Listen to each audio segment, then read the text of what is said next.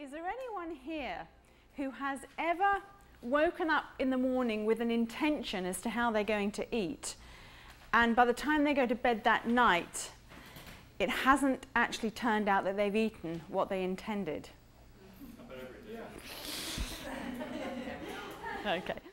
What I'd like to share with you here is something which, if you ever end up not eating as you intended to first thing in the morning, I'm hoping what I'm going to share with you over the next just short of an hour is going to be really helpful to you to prevent those sorts of things happening in future. I will tell you, however, that there's no quick fix for this problem. It is something which is an undertaking. It's something of a lifelong endeavor to some degree, but an endeavor that I guarantee you is very much worth undertaking. It is certainly true that we can comfort eat. It is not just something that is brandished about by the glossy magazines. In terms of human physiology, it is absolutely not only possible but probable that people are going to be doing this. And I'm going to explain to you how it works. If you feel emotionally uncomfortable for whatever reason that might be, if you put enough food into your body, your nervous system has to stop what it's doing, whatever that might be, and be largely diverted to coordinating the processes involved with digesting that food. Your body is designed to undertake and maintain various different processes simultaneously all day and all night long.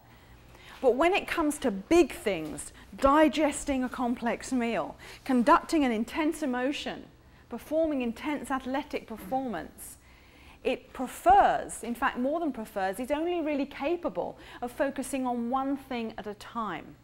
And there's no way that your body can conduct intense emotions and at the same time digest a complex meal. Now, whether we learn it on a subconscious level or whether we're consciously aware, the lesson nevertheless is usually fairly well ingrained. If you eat enough, you can't feel. And physiologically, it absolutely works. You give your nervous system such a big job to do with digesting food, it cannot be there for you to feel with. And of course, the more complex the combinations of food that you eat, the bigger the digestive challenge, so the more effective it is as what I call an emotional analgesic, yeah? An emotional painkiller. Also, if the volume of the food is a great challenge as well, that's going to add to the effectiveness.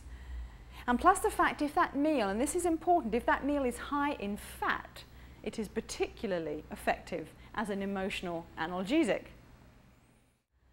In my history, I used to use food to emotionally analgesic me, anesthetize me, to the extent that I wasn't alive, really. I never felt ecstatic. I never felt really unhappy. I never felt anything. I just was very fat, very full of food, and very sick. But emotionally, there was nothing there at all. Now, I've already been in tears 3 times this morning. It's been wonderful. I haven't seen Terry for a long time. We've had some wonderful memories to share.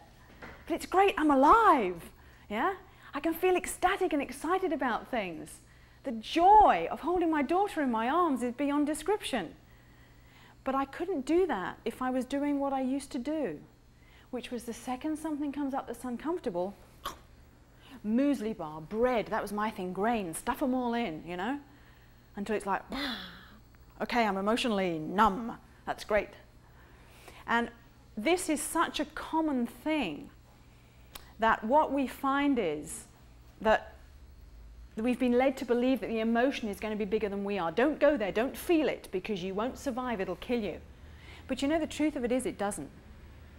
If an emotion comes up, you go somewhere and you sit down and you say, okay, I'm going to feel this. And you deliberately feel it as intensely as you possibly can. That feeling will only slightly increase. And then do you know what it does? It goes whoosh, and it's gone forever. It goes into your own emotional personal history. When it's not gone forever, when it stays with you forever, is when you keep going, no, I'm not going to feel it, stuff it down, put some food on top. That's when you end up carrying it wherever you go. Yeah? Providing you are giving yourself the nutrients you need, if you still have challenges, it's not your physiology needing nutrients. It's because you don't feel sufficiently numbed out. That's the problem. If all our lives we've associated feeling full with a heavy kind of inner heaviness and a mental dullness, and we only think we feel full when we feel that, we're going to still be looking for that feeling up this end of the continuum. And that feeling, like you're choking, or it's a pain, or it's an ache, or it's a heavy lump of lead, intensify the feeling as much as you can, and it will go very quickly. That is the way to deal with emotions. It's actually to feel them. Now, there are substances in foods which make it even more easy to use foods for the job of anesthetizing yourself emotionally. Grains, and especially wheat, but all grains, are packed with opioids. Do you know of a drug that sounds vaguely like opioid? Opium, yeah. We're talking opium. A lot of foods contain opioids, but nothing to the degree that grains do. They literally put all other foods in a shadow when it comes to how much opium they contain. In addition to that, let's look at chocolate. It's a classic, isn't it? Chocoholics. It's not a joke. People's lives are ruined. People even commit suicide because of being chocoholics. I've worked with some of them. What does chocolate contain? Number one, it contains caffeine. Whoa, that'll get you stimulated. Chocolate contains theobromine, a highly toxic alkaloid that's been compared to street crack in terms of how toxic and addictive it is. Chocolate also contains cannabinoids. Any drug you know of sounds like cannabinoids? Cannabis, by any chance? Refined sugar. Now, is it just a little bit more than coincidental that a lot of foods that people tend to binge on are putting chocolate with grains? Chocolate chip cookies, chocolate cake, anything where you've got a grain chocolate combination, heavens above. You have opium, you have a serotonin kick, you have theobromine, you have cannabis, you have refined sugar, and you have caffeine all in one bite. That's enough to cheer you up, chill you out, relax you, pep you up, and take away the worries. Isn't it? When your emotional pain is that bad and you're walking past the store with the emotional analgesics in it, it doesn't matter whether it's the cheese, it's the pizza, it's the what it is, the chances are you are human. That's the chance. And being human, you're going to try and get rid of that pain, and you're going to walk in that store and you're going to have those foods. And that is not a crime. It doesn't make you a loser. It doesn't make you anything. It simply makes you a human being learning to cope as best you can. But if you take the pain away, then you don't need the crutches. This is the point. Okay. Unfortunately, it goes in a bad cycle, because the more that we don't eat the way we want to, the more we beat ourselves up.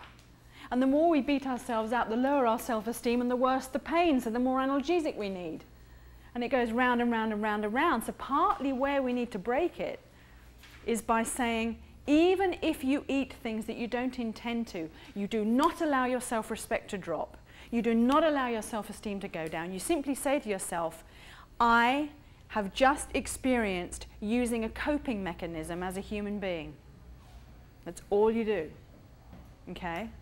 And then you pick yourself up, you dust yourself off, and you say, okay, let's deal now with trying to remove this pain so it doesn't happen again in a few minutes or in an hour or in a week.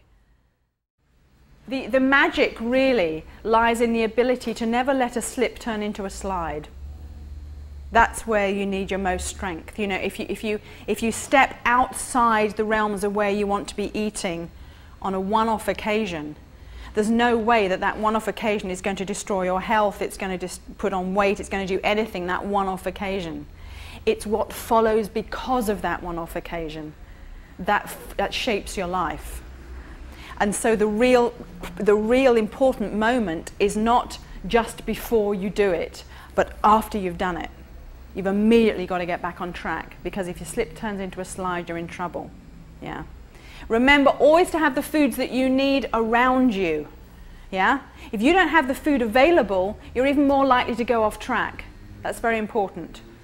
Learn to recognize the difference between fatigue and hunger. Often we eat because we have to kind of keep going, but we need something to so-called keep us going. What you actually need to do instead is take 40 winks, as they say. Take a little sleep break. It can be a lot more empowering and refreshing than a food break. If you find yourselves eating in a way that is not congruent with who you believe yourself to be, then you need to do something about dealing with your emotional baggage. That endeavor can be divided into two parts. One part is dealing with all the emotions that are already suppressed within you. The other part is to do with dealing with emotions as they come up on a day-to-day basis. Do those two lines of work. Create your encyclopedia of truth. Gradually get back to knowing who you are. And remember, whenever emotions come up, do the only healthful thing to do. Feel them as intensely as you can. And they will very quickly leave you and become part of your history.